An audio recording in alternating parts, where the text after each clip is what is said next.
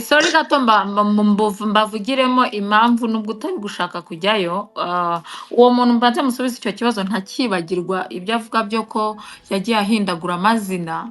Icyo gihe yari muri relationship na Priscilla. Nta muntu utabizi mwese muri hano nubwo udashaka kujyaho. Ricky yampamagaye ambwira ko yataye impamvu ntashaka Priscilla. kujya kwa Priscilla uretse gato Aseka nyine ubwita byivugire. impamvu mbadeka nuko mwemuretse ariko byagiye ku televiziyo y'u Rwanda mwemuretse gato uretse gato ndabizi ariko impamvu mbadeka sibyo uriya mwana abantu ku bantu babizi wede kate ndabizi kubizi Priscilla ibibazo Lick yamuteye aya masaha Lick uriya mwana yarakize yatandukanye n'umuziki completely kubera iyo mpamvu yahuye n'ingaruka nyinshi kubera ibintu rero nasabwe kuvuga ati reka Priscilla tumureke ntagira ahura n'iyi case tumuvuga Ricky kandi icyo kintu ngiye kuvuga gifite aho gihuriye n'icyo mutipe yarambajije. Niyo mpamvu uwo muvandimwe suko nifuje kumuvugaho kuko ntago nanjye nakwishimira undi muntu wahuye n'ibikomere wenda bishobora kuba binarenze n'ibyanjye sibyo dutwatewe n'umuntu umwe. Ahubwo impamvu ngiye kumuvugaho n'ibyo byo gucenjinga amazina icyo gihe yabaga ari muri relationship na Priscilla kuko yanamamagaye ambwira ngo nataye Priscilla mu nzu kubera ko yambuzaga kuvugana n'umwana wanjye. Urakoze nta rindi jambo ndenzaho.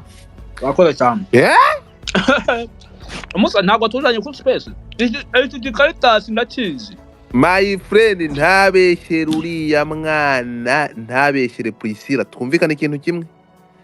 My friend inkuru z'ibintu yakoreye Priscilla mu mujyi ibyo bikwindi space yabyo buretse gato ibyakorewe Priscilla agacanganyikirwa kisanga yakoze ko navuze ko tamuvuga nk'ibyifundi yakoreye ibivuzo hano bita imusambira abantu batuye muri Houston cyangwa muri Austin murabizi ibintu bya noneho ibintu byabereye yakoreye ibivuzo hano imusambira reka nze urabizi ko jewe jamba hagati ngerageza uko nshoboye kose so reka nze nsabe gato manze umvise natangiye mutuku kuntu ariko numvise ko hagiye abaho kuri recognizing umwana nagize ngo yarahakanye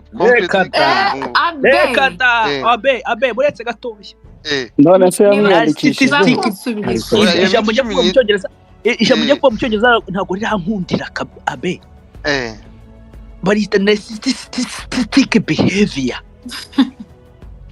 urumva abantu bafite iyo rwandiko bameze bavuga nyine ya miti 15 ushobora kubitara bayadahari ariko se wakurikiye waje space inyuma reka mama w'umwana yivugira nta kintu ase nomo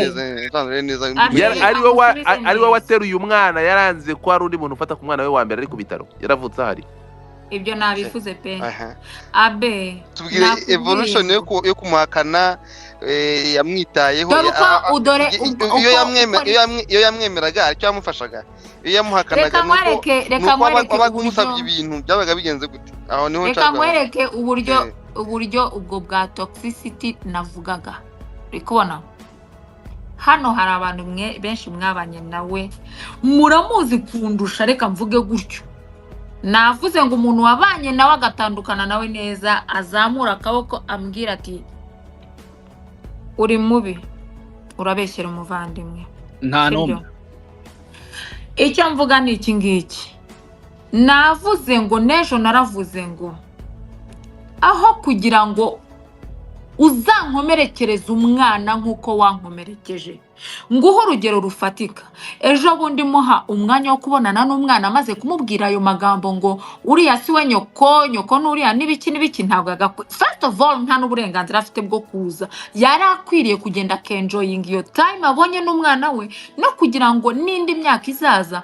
umwana azasigarane memory nziza niyo baba batari kumwe umwana azavuga ati mfite memory nziza na papa ntiyari akwiriye kugenda mubwira amagambo mabi nandi ntashoboye kuvugira hano sibyo ikirenzeho nyuma yaho naramubwiye numva rero mbabazi warabibonye ko nge nawe ntago bishoboka nta mubano dufitanye ntawo ntushoboka mubano uhoramo ibitutsi umubano uhoramo iki I can't maze gukura mfite imyaka itari mikeya ku buryo umuntu ku myaka 44 ntabwo wakwiye kuba wifata kuri ntabwo ndi 44 nawe oya nanjye uvuze papa w'umwana oya ninjye wose kuri cyoke urumva abe ikintu cyabaye yakoze icyo mubwira ngo biri toxic nuko nzi neza ko Diki ntabwo ari umuntu mushobora gukominika icyumweru cyangwa ukwezi mutarashwana hatajemo ya magambo mabi. Icyo ni icyambere. First of all, ni umuntu nk'uko yarabonye amahirwe yarakwiriye kubanza kubaka relationship n'umwana nziza kugira ngo cya kizere kibi na yasura mba afite mu maso y'abantu ibanze isibangane. Ahubwo icyo yakoze nkimara kumubwira communication naranamugene ujye ufata niba ukeneye no gukora icyo ukora inshingano ku mwana. Umwana mujyana ku ishuri, umwana ararya, umwana agira gute, sinkutegetse icyo gukora. Dufate 50-50. Wenda uvuga ngo uzajya yishyura school fees, ibindi mbimenye nkuko n'ubundi dusanzwe tubimenya. Cyangwa se uvuga uti ntabyo nshoboye, ati minervare nzajya nyitanga. Ndamubwira ni noneho kugira ngo kuko nge nawe bidashoboka ujye uyicisha mama nta uhari, mama bahanze. Mbana na Nadia umunsi ku munsi aramuzi, baraziranye bihagije, aranamuzi kundusha uko nge muzi. Ujye umucisha school fees. Nkimara kumubwira ko nta communication, yahamagaye umwana umunsi umwe aramubaza ngo nyoko ari he. Nge nanga n'umuntu nyita nyoko, naranabyanditse nta muntu muzima w'umugabo uvuga nyoko, uwo mugabo nta abadashobotse ndabivuze. Yagakwiriye kubaza akanuba n'umuntu ati mama wawe ari he, ati nyoko ari he. Nanze kuvugana nawe kabiri block umwana abe. Urekonesa umwana gutu ublock umwana, nizihe nshingano afite, ni ye response, nubuhe bubyeyi afite bwo kublock umwana. Wewe wa block umwana wawe ngo nuko ufitanye ikibazo na nyina. Mumbwire mu mateka y'isi umubyeyi wa block umwana narcissist behavior ibingibi rero yasamubloka ngaho mbwira narasi zitabaho ngo narcissist behavior rero kaze pasire kaze gatwereke gatoya mbabarira gato mbanze nongera akantu kamwe none akamubloka ari bwakibonana n'umwana bwa mbere face to face. Wowe wareactinga guteganya nawo mwana. Okay, reka ngo tuveyo gatoya kangaruki. Oya godfather gatoya. No ntago muri kunsaza muri gukomeza gusunika kumwinjira muri famille no. Oya naga ari famille kandi cyakuzo. Mureka kambaze ndi radio kumusubiza. Ufite hari guhakana umwana bavuga ngo biologically uyu mwana su wanje. Hariho no kwemera uyu mwana n'uwanje hanyuma ukaba irresponsible. Hari kuba irresponsible, hari no kuvuga ngo uwo mwana n'ubundi mugabo ni aho niho nashaka bamenye ese yemera ko ari uwe DNA arize, hanyuma izo nshingano zikamunanira wera ubushobozi buke, hanyuma aho nshaka gusobanukirwa aho hombi. Okay, abereka ngusubize gutya. Sergio iyi ndacyo gusubiza rwose mu buryo bwiruye, ari nayo iyo toxic imvuga. Urumva byatangiye atemera umwana, yanga kwiyandika ku mwana kugeza igihe nagiye gushakira passport y'umwana ejo bundi 2021 muhamagara kuri immigration musaba ni est ushobora gukora na petit mot ivuga ko ari wowe se w'umwana kugira ngo bame passport y'umwana. Ibyo bintu ntabyo yakoze. Uri kumva? Ejo mu gitondo yabyukana umutima mwiza, akabyuka warira, aterega pasi, urabona nanjye singiye whatever, and then bikarangira njyewe ikintu musabye nkanjye basi nkangani ko shaka iki akagikora, ese ku mwana wawe akeneye iki agahita block, tukamara umwaka tutavugana.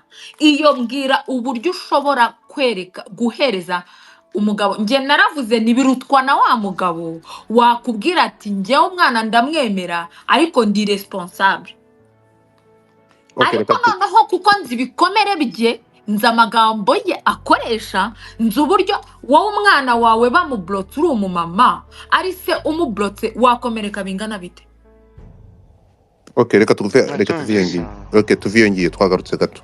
Urakoze cyane. Ndabanza gushimira abantu aba speakers first of all.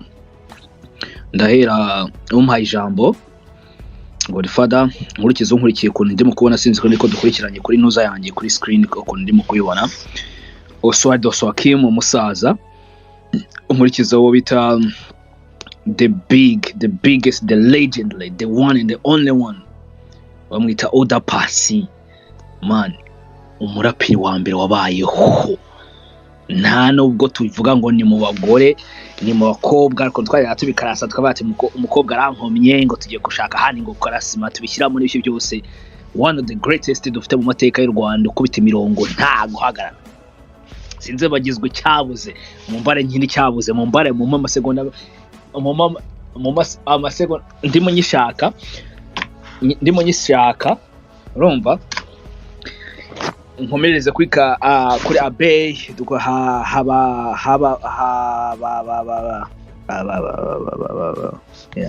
haba abyeyi Pascal Ben tudo dukomeza kubita Love. So tudo kuvuga nuko nguko rero ikibazo tujya rero tuvugira ku ruhande tugashaka n'ibiguca ku ruhande n'ibyo byose.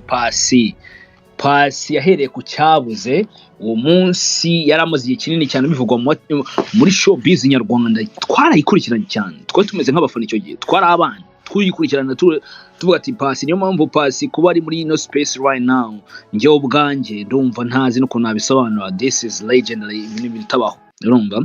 Kubona Paccy ari muri no space, Paccy yaje akavuga ibintu byamubayeho,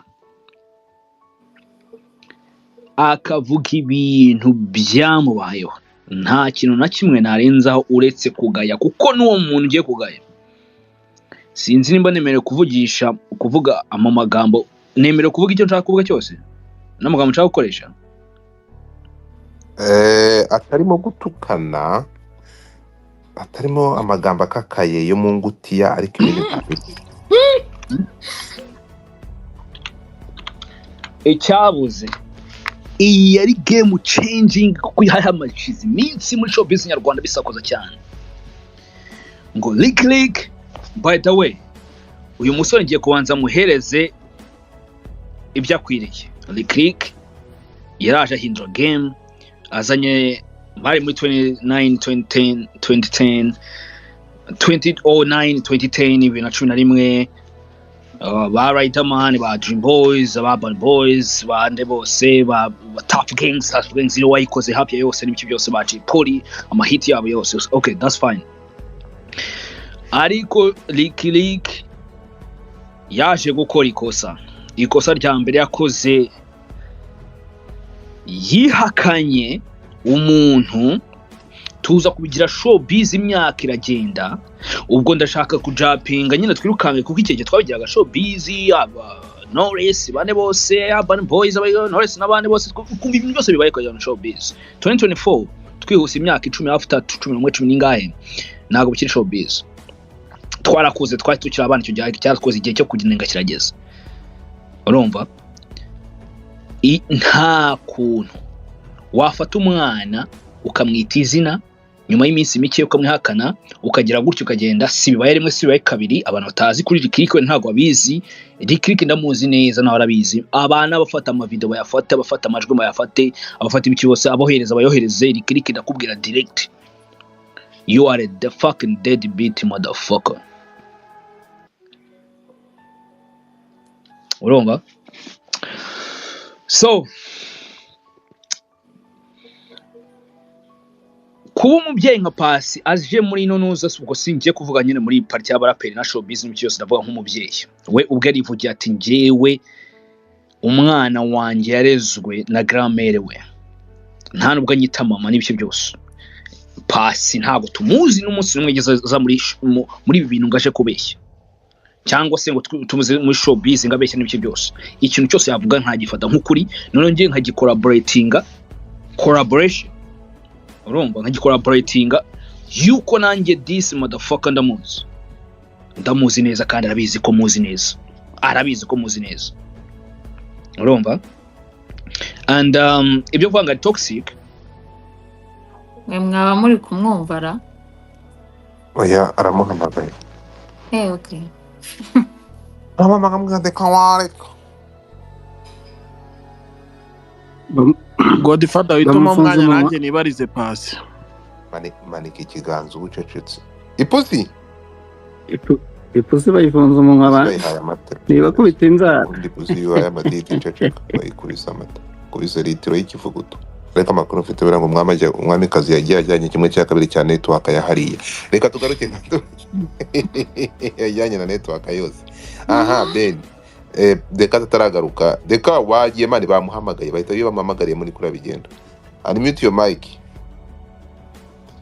ungura mic yawe ko niba taragaruka Ben twagiye mbibutse ko biraza kuba byiza mutinjiye muri famille ahubwo mukavuga ku muziki n'ubuhanzi bwa Pasi biraza kumfasha kurusha kuko ntabwo nshaka kwinjira muri vie privée na famille Ben twagiye urakoze ariko mbere yuko mvuga ku muziki Pasi ngiye namukurikiranye kuva kera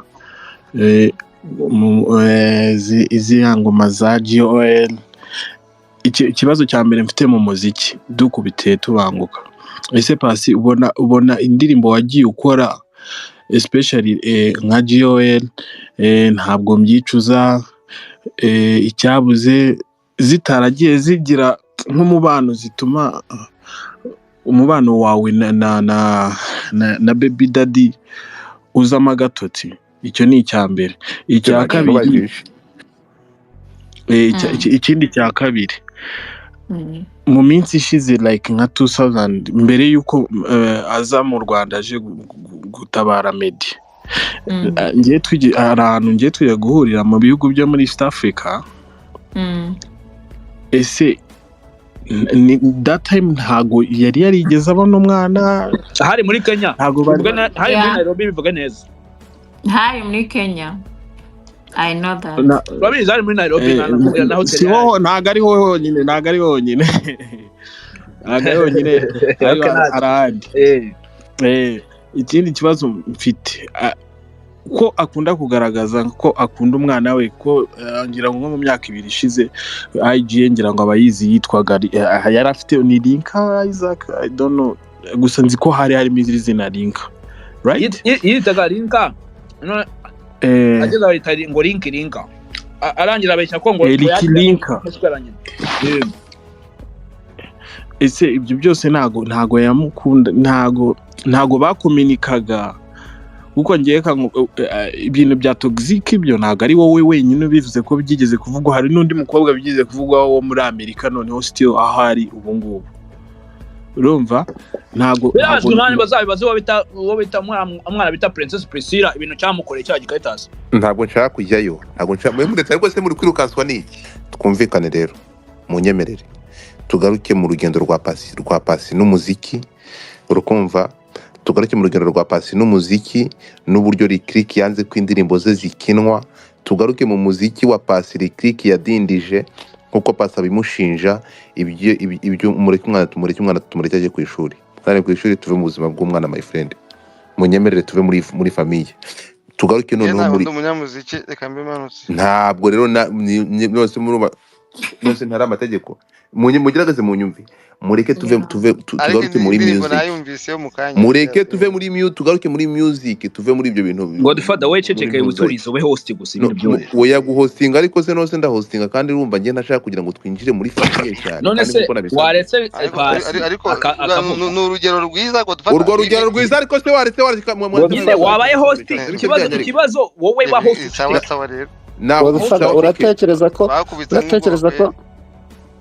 Godfather uratekereza ko Pasi emotions zamurenze ku buryo avuga ibintu bidapimye yitanzure twakomeje okay ngiye kanze muting yakira Oswaki fata asuno Oswaki mukamuha Oswaki muamuhinduye nuza host cyangwa host ndagiye ndabura iminota 10 ndagiye iyo minota 10 yiyoboremo kuni turahita tunagenda yiyoboremo kandi avuye kuri iki kibazo kiri très délicat kandi tugaruke kuri music sibyo nari nararangiza kumubaza imiziki gihe twayumviye imiziki nicyo kintu kibabaje muri nosi kuvugira Oswaki wamaye nkamubaza Oswaki umva ipusi yari yafashe ijambo bayihamagariramo ipusi ubwo yagarutse niyifata ijambo yisanzure ariko ntijombane kandi ntivuge ibintu byakomeretsa umwana nta kindi ibipangu walahi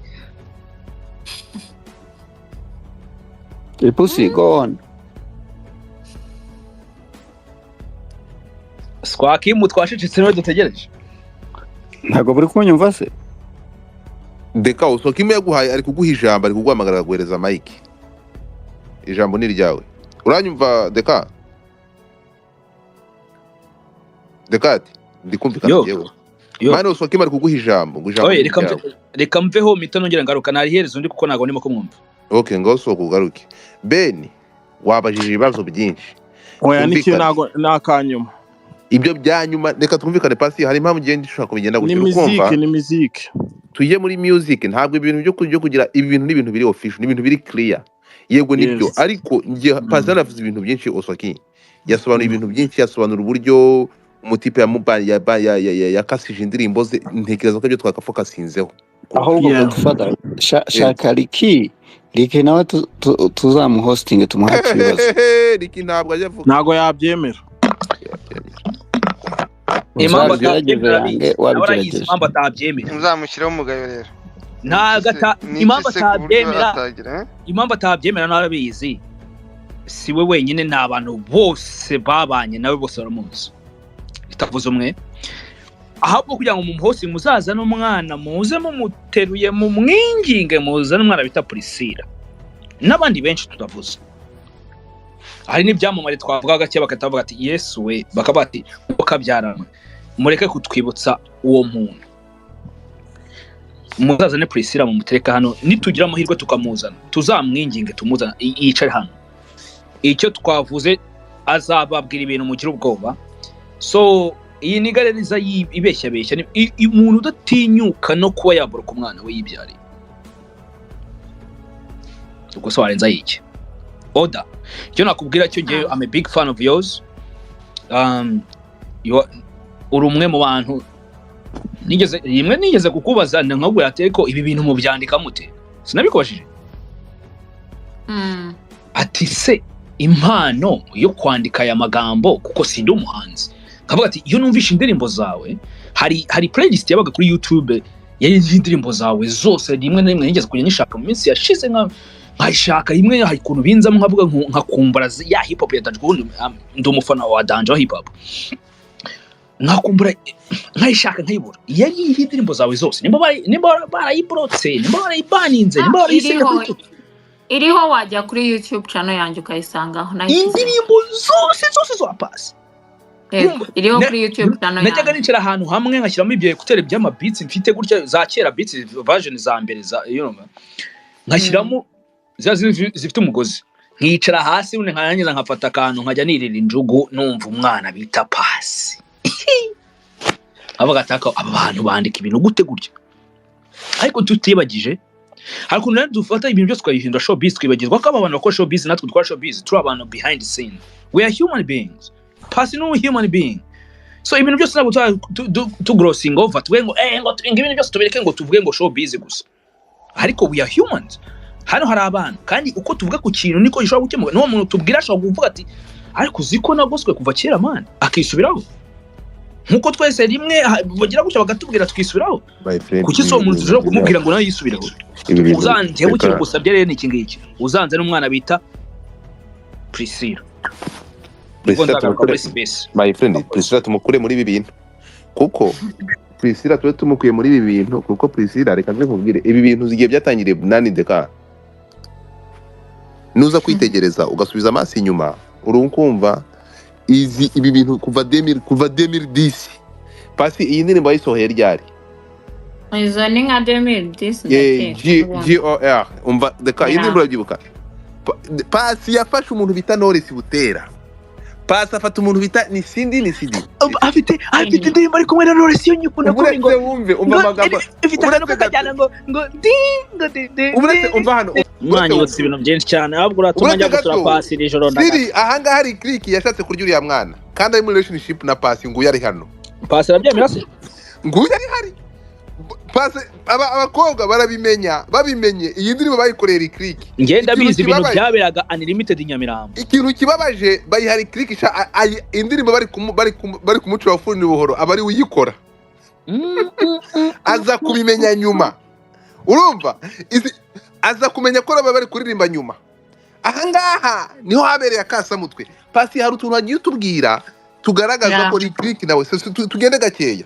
Wamumenye mbere ko guplayinga ubimenya mbere naho kuzana indirimbo. Hari ikintu ntashaka kwirengagiza, niba munashatse kugarura muri music. Haje beef biraravugwa, ariko cyagenda ni muri industry ngenda bizi ari muri showbiz. Pasi uzi ko byasakuje urimo kumva bikavuga ko utegetse ntuza